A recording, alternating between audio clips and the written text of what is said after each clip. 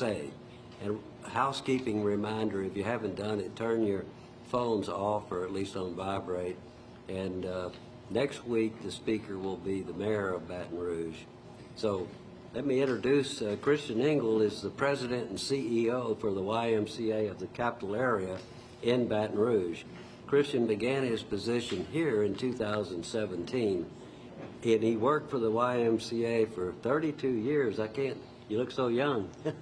32 years, and prior to coming to Baton Rouge, he worked for the Y in various places in the country, including Santa Barbara, California, St. Louis, Birmingham, Clearview, Florida, Albany, New York, New Haven, Connecticut. And when he was in New Haven, he served as the Senior Vice President, COO for the Central Connecticut Coast YMCA. He's done a lot of other things in the YMCA, including wellness, membership, youth programming, resident camping, and all kinds of other things. With that in mind, I'm proud and pleased to introduce Christian Engle. It's all yours, Christian.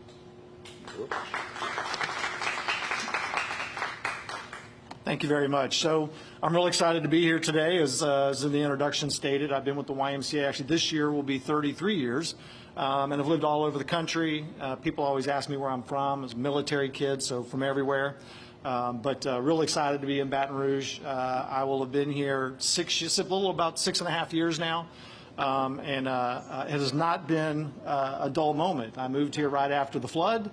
And of course had to go through COVID and different things like that. So, but again, just really excited to be here.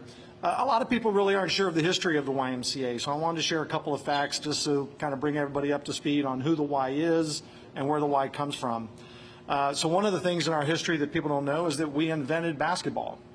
James Naismith, who gets credited for inventing basketball, was a YMCA program director at the Springfield Y when he invented the game. The very next year, we invented volleyball. And when you think about Massachusetts in the wintertime when it snows, you need stuff you can do indoors, right? And that was the evolution of basketball and then volleyball. In addition to that, the YMCA invented the game of racquetball, which a lot of people don't know. So those are kind of three significant sports that are current today, but also in our history, that all came from the YMCA. The YMCA was the first to do organized swimming lessons. We were the first to introduce those to the public and the communities.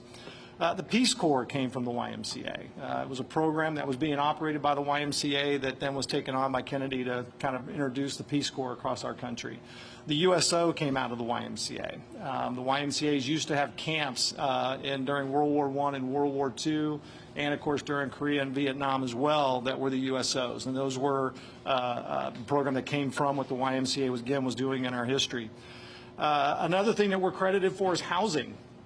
Up until the 1940s, the YMCA actually owned more rooms than the largest hotel chain providers. And that was stemming from World War I and World War II. When people came back, they needed a place to live. So the YMCA responded and entered the housing world. And that's where you started seeing people living at the YMCA. And you get a sense of our history. In Baton Rouge, the first YMCA was downtown, and it was a resident. It's where people lived in downtown Baton Rouge when they were coming here. So even the Y here in Baton Rouge originated as a housing unit. In the 70s, a big initiative in the 70s was women entered the workforce, and they entered in droves. So the biggest need at that time was childcare. And so the YMCA entered childcare. And today we are the largest nonprofit provider of childcare services in the country. And I'll talk a little bit more about our work in Baton Rouge, but all of that stemmed between our Y trying to support people in our communities. And at that time, really, it was predominantly women. What could we do to support women going back to work? And childcare was a big need. In the 80s and 90s, it was families. How can we support families with the work that we do? And we entered a lot of different programs during that time. And then, of course, in the 2000s, it was the obesity epidemic and things around type 2 diabetes and those types of things. And people naturally attribute some of the work that we do in the Y to being health and fitness. But what people don't realize is that we do a number of evidence-based health initiatives in partnership with the medical community and with CDC.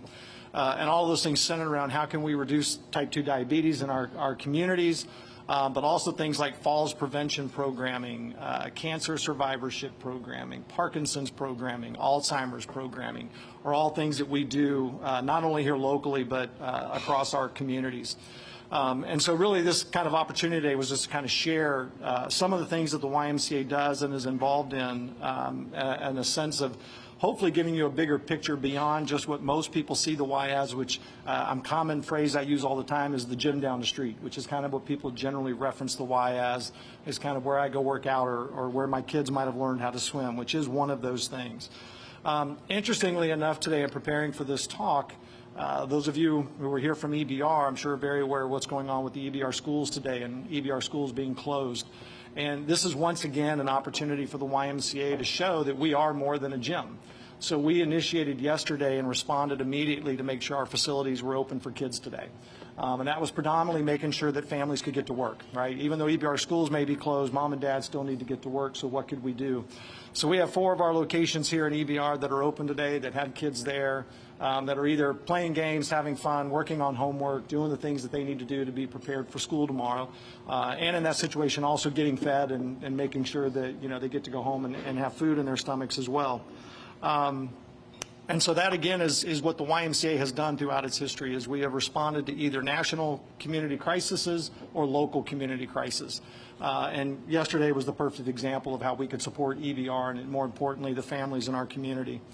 It's been 3 years, but people, I always like to remind people as well of what we did during COVID.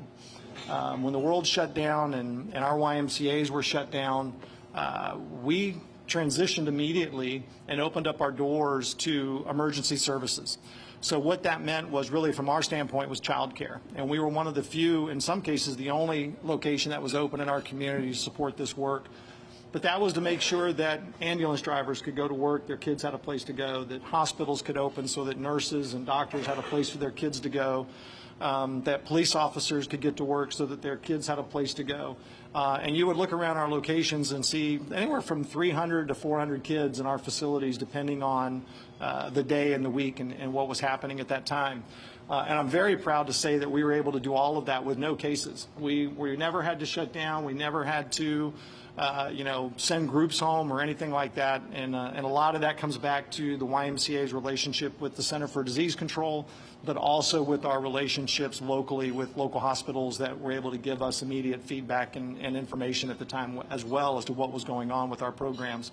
But also it applies to our footprint, right? We have 8 facilities that all sit on large pieces of land and also have large facilities that we were able to space kids out and put them in safe situations and play games and activities that ensured that they were not going to spread the disease, at least is how we knew it at that time.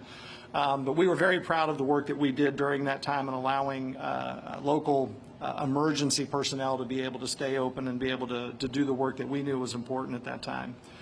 The other thing that people don't necessarily attach us to that we did a lot of during that time was food distribution. We probably distributed close to 100,000 pounds of food during COVID and over the next year, and that was in partnership with 3 O'Clock Project, Top Box, the Food Bank, places that is kind of what they do. We opened up our doors to make sure that we could help facilitate those things. So I say all that in the sense of, again, just trying to drive home the fact that, you know, we're not the fitness center that you just go to, that we are a 501c3 community service organization that is here to serve our community and to make sure that the community is provided for and has the things that it needs. We don't shy away from the health and wellness stuff that we do because we're very proud of that work, and we're very proud of our youth sports programming and our aquatics programming and things like that. But we are here to serve the community, and especially at times that need and at times when we are most needed, which was during that time.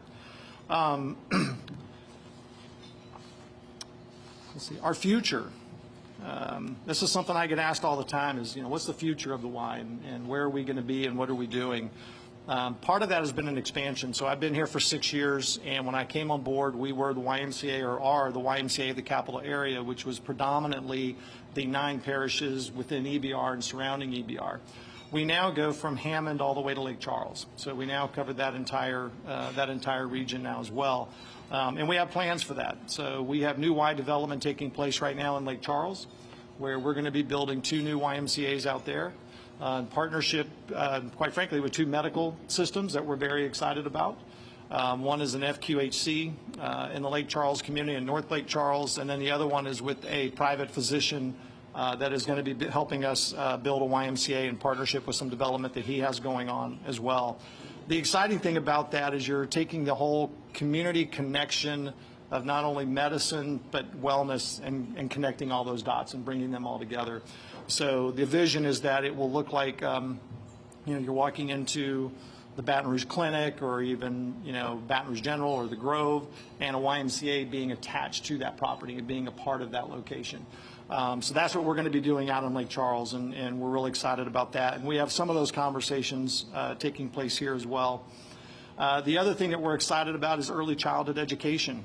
As I said earlier, the YMCA nationally is the largest nonprofit provider of child care services. And unfortunately, in Baton Rouge, we do no early childhood education.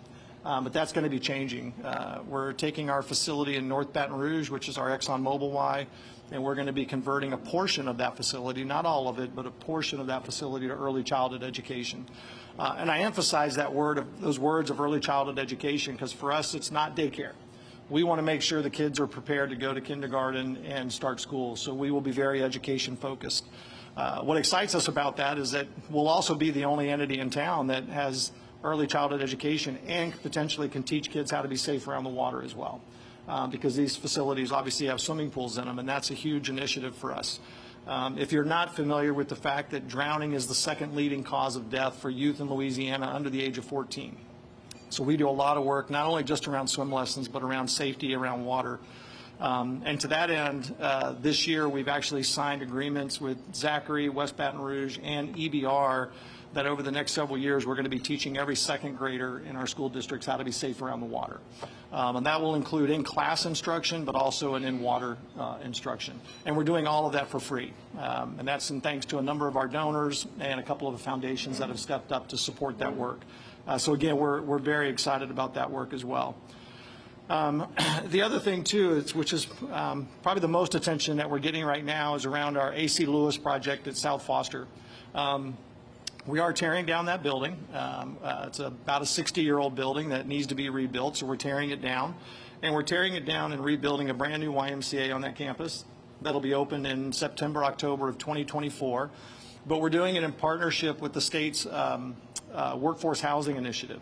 So on the same campus, not a part of the Y, but next to the Y, we're also building 100 apartments that'll be for workforce housing. And basically what that means is that 51% of the apartments will be for people who are at 80% of the median average income, and the other 49% will be at market rate, but that's market rate that's established by HUD. So basically they're going to be very affordable apartments. Class A apartments, very nice, very well appointed, and really the emphasis is on young professionals. People who are either new into their careers, just getting started. We have a lot of TV people here today. They probably know what I mean. When you're starting out in a career and you want to live someplace nice, you can. So we're really excited about that initiative, and that will break ground in the next month, and we'll get that one off the ground. And we're actually looking at a second project as well. So this is an avenue we're headed down. And I always get asked the question, why the YMCA is in housing, and I referenced back to my comment earlier. We've always been in housing. And in other states, Ys do a lot of work around housing. And in Louisiana, we used to do housing. We kind of got away from that. And again, as I've stated earlier, the Y's need is to respond to community needs. And housing is a community need. And I think if you pay attention to the housing crisis within Baton Rouge and Louisiana, we're going to be helping to serve that need. And so we're again, excited about being able to respond to our communities. The other thing we're working with are schools. As I mentioned earlier about providing, emergency child care, or we also do a lot of after-school care. We partnered with EBR this summer on summer camp, so we were excited about all of that work. One of our focuses that we hope to get involved in, though, are YMCAs in schools. So you imagine a school that has a YMCA attached to it. Like why not, right? I mean, you've got elementary school-age kids and a YMCA on a shared campus. Maybe they share the gymnasium, and the school gets it during the day, and the Y gets it on the afternoons and weekends. But all of a sudden, our schools now become community centers versus strictly being something that's used from 7:30 in the morning to 3 o'clock in the afternoon. They now become an asset that can get used 7 days out of the week. And that's not a new concept. These exist all over the country. It would just be a new concept here in Louisiana. So we're in several conversations around that as well, about trying to figure out how do we make something like that happen. So we're excited about what that possibility can look like. The other thing we're doing, and this is something that is very special to me and the work that I was hoping we could get involved in that we're doing now, is around equity and inclusion and diversity. We've actually recently, about a year ago, hired a staff person who is our executive director of DEI.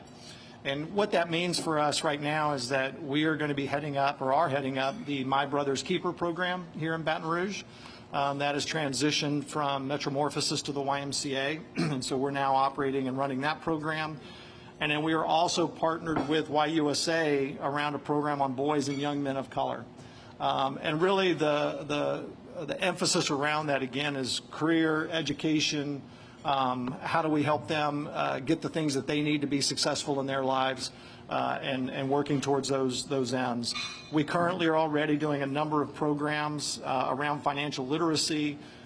We are very excited about holding a program at Glen Oaks High School around financial literacy, about college and career readiness.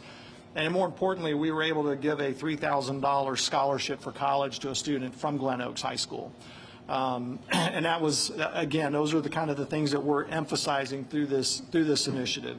The other thing we did this summer was STEM Fest. Was in partnership with another organization, and we held it in our summer camps. And again, teaching kids science and math and, all those kind of things, but in a fun way, and making sure that they're getting the education they need in order to kind of make career choices down the road. But these aren't the things that people normally attach to the Y. When they first think of the YMCA. And that was kind of why I was excited to come today to talk, was to obviously get a bigger audience, but just to kind of make sure that people understood that the YMCA is more than just a fitness center, that our ultimate goal is to respond to community needs.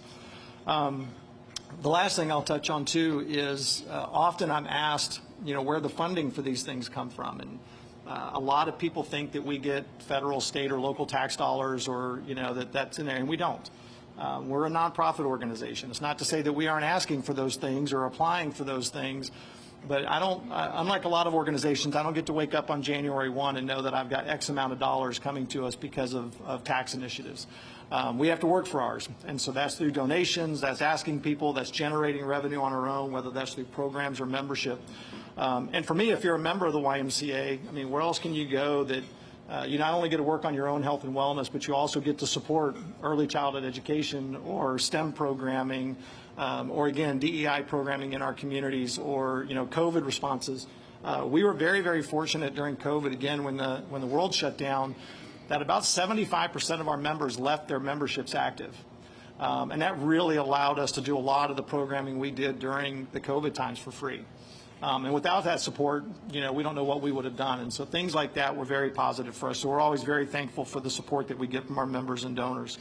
So with that, I'll stop and answer any questions that you guys might have. But in essence, my goal today was really just to try to drive home the message that we do a lot of things above and beyond just fitness, above and beyond treadmills. And so with short notice about the ER closures, how were you all able to come up with 4 different locations to hold these children? Yeah, so again, I think one, obviously we have the assets, right? We have the building, so we knew that wasn't going to be an issue of finding the locations. And quite frankly, we have a great staff team. They pulled together, they reached out to all the kids that worked with us during the summer. So again, if you're a high school kid, you're out of school, guess what you're doing today? You're working summer camp.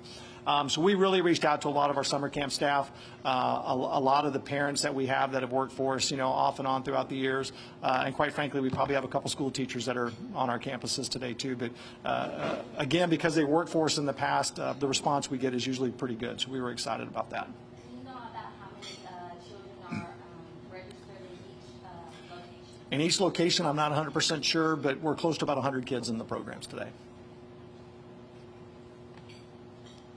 Does everyone have to pay $40 a day, or is there any consideration to assist low-income families? Yeah, so as a 501c3 community service organization, which means we're a nonprofit, we don't turn people away for financial reasons. So we do raise money. We raise close to about $1 million every year to help provide financial assistance. So I know we have families that are in our programs today that either paid nothing, or they may have paid $5, or they would have paid the full rate. So we do provide that service. Okay, great. And also, are you guys prepared to keep doing this if there is an extended seek out? Yeah, we're actually waiting on that news today, and we'll find out. But yeah, our intention would be to expand it and make sure that we're available.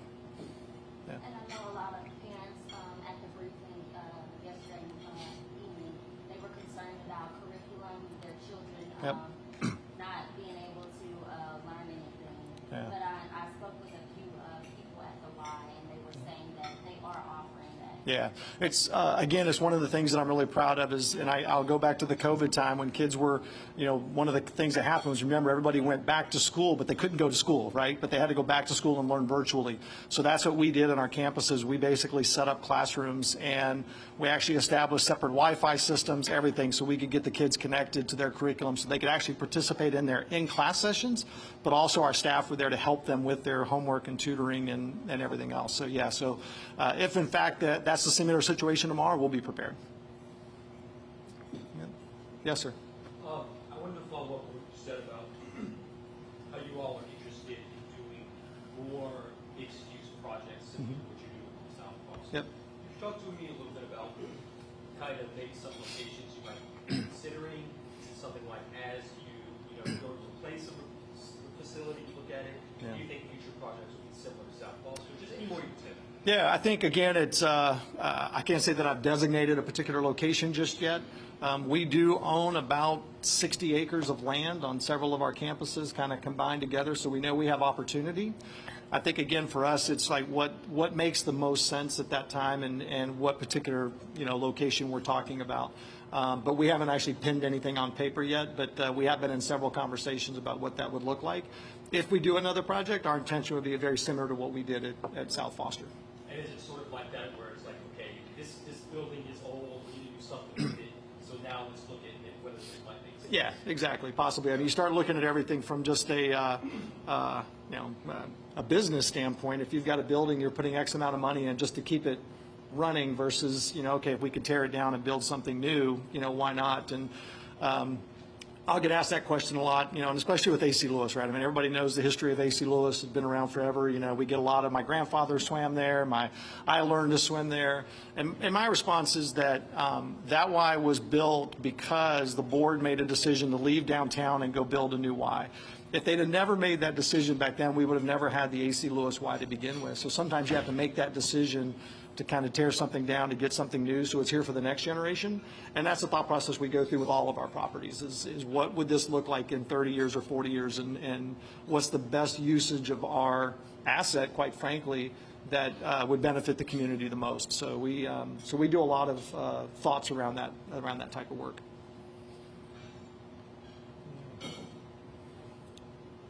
Anything else? Oh, yes, sir. Is the Y going in big for pickleball? Is the Y going in big for pickleball? Yes, we are. We have. We currently, I think we've got close to 14 pickleball courts. Our Manship location has several, and our Americana Y, which is in Zachary, has several pickleball courts. And we're in the tournament world now. We host a few tournaments every year, so it has taken off. So yes, but I always try to point out, especially with our Manship location, it's we were just recognized in 2019 by the USTA as one of the top tennis facilities in the country. So we're very proud of that, but at the same time, we're trying to figure out how do we incorporate pickleball there as well. And so far, we're doing a pretty good job. Yeah. Yes, sir.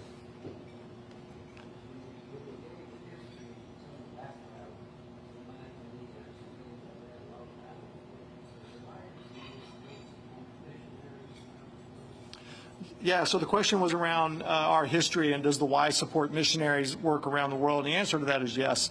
I can't remember the exact number, but we are an international nonprofit. We are in several countries. Obviously we were founded in London, England, but there are YMCAs in Africa, there's YMCAs in South America, there's YMCAs in Asia. There's actually probably the one I would tell everybody to go visit is the YMCA in Jerusalem, which is the only YMCA internationally that's actually operated by YUSA. And it's fantastic. It's right across the street from the King David Hotel. And what makes it fantastic is that it is the only institution in Jerusalem that is cross-pollinated with the different religious beliefs. So to me, very similar to what takes place here at our Ys here in the country as well. As we were asked a question earlier about financial assistance and whether that's kids or adults or whoever in our program.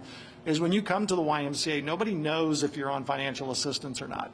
And the beauty of that is that you have, and I'm making this up, but you have the attorney and the custodian who work out together every day and are best friends, but have no idea that they necessarily even come from different backgrounds or different lifestyles. And I think that, to me, is truly the power of the YMCA, is that we bring the community together.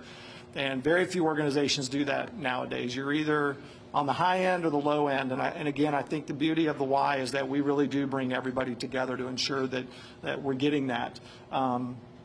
And I always go back to social determinants of health, right? My interaction with somebody who's better off in life than me gives me something to aspire to.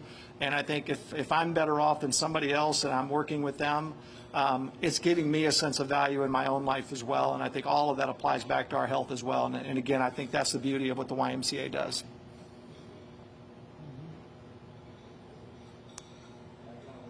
Okay.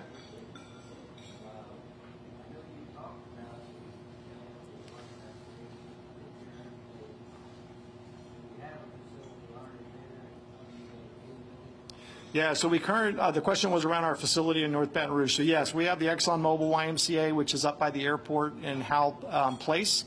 It's a great facility. It's a great partnership we have with Breck. Breck has the gymnasium there that's attached to the Y. That's a fantastic relationship for us. It has a swimming pool, great service to the community up there. But again, we kind of go back to community needs. And I'm a big believer that I think sometimes communities need more than just access to a treadmill, that sometimes they might need something else. And I think if any of us were to open up the paper today or watch the news, childcare is a huge thing and really centered around our education. So again, we're kind of viewing this as another opportunity for us to respond to a community need, take a current asset. Can we transition it a little bit so that we can serve infants to 4-year-olds and really kind of prepare kids for school, but obviously also give parents the opportunity to know their child's in a quality program at an affordable price and getting the care they need so they can go to work. You can't work if you don't have child care, and you can't work if you don't have a roof over your head. So I look at it and think the Y is stepping into being able to provide both those things for people. So, yes, sir. Are you going to work with corporations and institutions on DEI initiatives? Yeah, so part of the transition with My Brother's Keeper program especially is it's not programmatically driven. It is really designed to kind of harness the programs that are already out there. So we've already created relationships, again, with 100 Black Men, the school districts, different things like that on how we can help deliver programs to the community. What we're trying to do with it is not only take the brand of My Brother's Keeper, but also the brand of the Y, and how can we elevate the initiatives that are out there and be more supportive of the work that's happening. The program around boys and young men of color will be programmatic based for us, but it's really around how do we bring the communities together to support the work that's already out there.